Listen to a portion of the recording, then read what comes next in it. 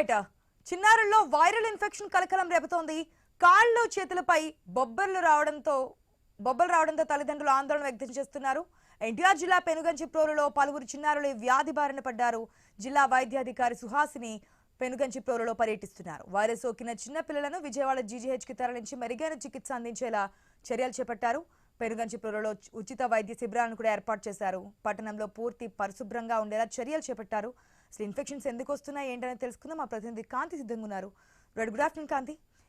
Infections అది కూడా main గా చిన్న పిల్లలలోనే వస్తుంది అంటున్నారు. దీనికి గల కారణం ఏంటి?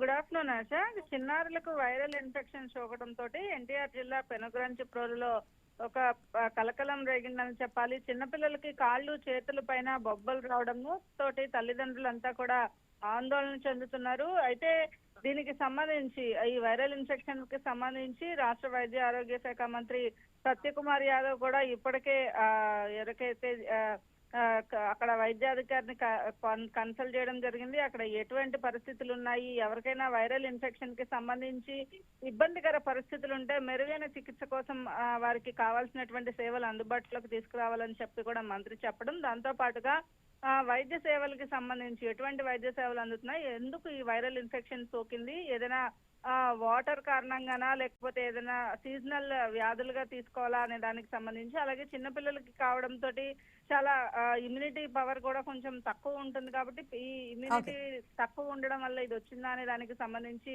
వైద్యులు అయితే దీనికి సంబంధించి ఎందుకు వచ్చిందనే దాని మీద రీసెర్చ్ అయితే చేస్తున్నారు. అయితే ప్రస్తుతం పిల్లలకైతే మెరుగైన చికిత్స అంటే ఎవరైతే బాగా ఇబ్బందికర పరిస్థితుల్లో ఉన్నారో వారిని విజయవాడ గవర్నమెంట్ హాస్పిటల్ కి తరలించి అందిస్తున్నారు ఆశ.